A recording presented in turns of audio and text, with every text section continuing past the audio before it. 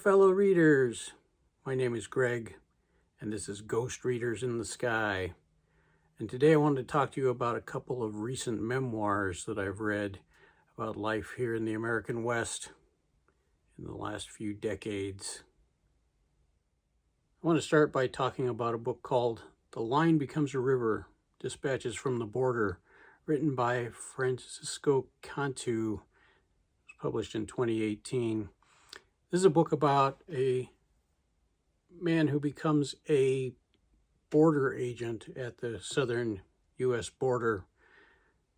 Definitely a theme that resonates with a lot of us right now in the current political situation and the current feelings of many Americans.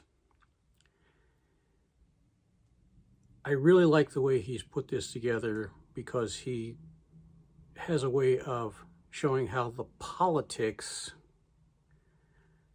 of the policies and the politics influence real live people, not just the immigrants, but the impact it has on the Border Patrol agents and immigration attorneys and judges and everyone else involved in enforcing border law. And sometimes it just, the laws don't make sense. They certainly don't account for people and the needs of people, but they also don't support the folks who are meant to enforce the laws. And I think that while he doesn't get to some of the root causes of immigration problems, he certainly talks a lot about what's going on right now, or what was going on a few years ago, which is pretty similar to what's still going on now, and how it impacts real life people. I think it's a really fascinating book. It's heartbreaking in some ways, but it's real, and it's written from the point of view of somebody who really wants to make a positive difference in immigration and the difficulties that leads to. So it's definitely worth checking out. The Line Becomes a River by Francisco Cantú. The second memoir I want to talk about was published in 2019, written by David Crow. It's called The Pale-Faced Lie, A True Story. David Crow grew up mostly in and around the Navajo Reservation. His father was Cherokee, his mother was white. She had a number of mental difficulties, had just behavioral health care issues. His father was had certainly had some narcissistic kinds of ways of doing things. He was harsh. He was mean, and you hear a lot of, "Well, I didn't have this when I was a kid, so why should you have it? If you do have it, you're so lucky." And so it's about David and his brothers and sisters growing up in this completely dysfunctional family. His father had been in prison in Alcatraz. Alcatraz? Yeah, I think it was Alcatraz. And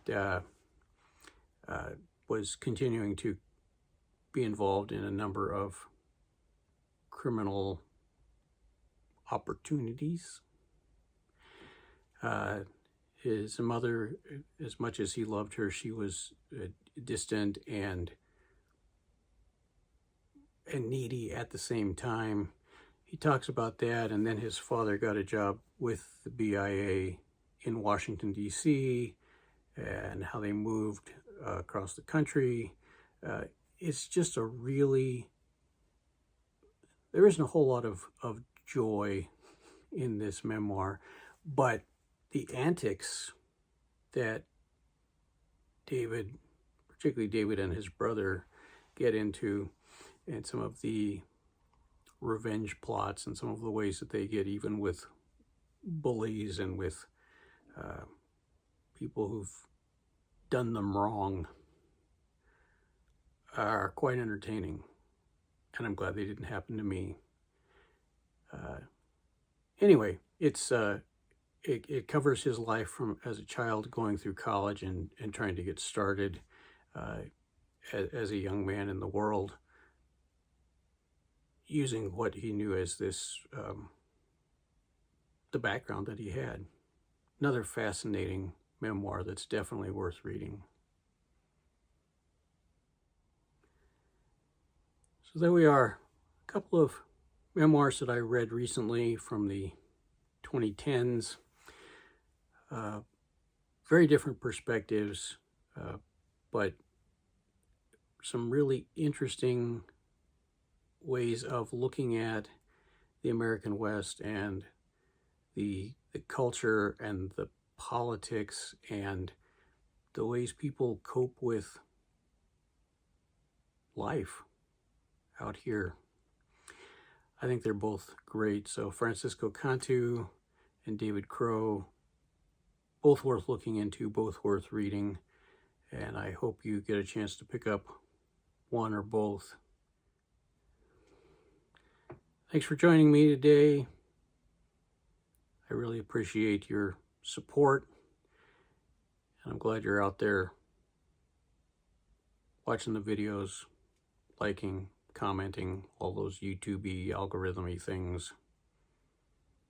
And until next time, keep on reading.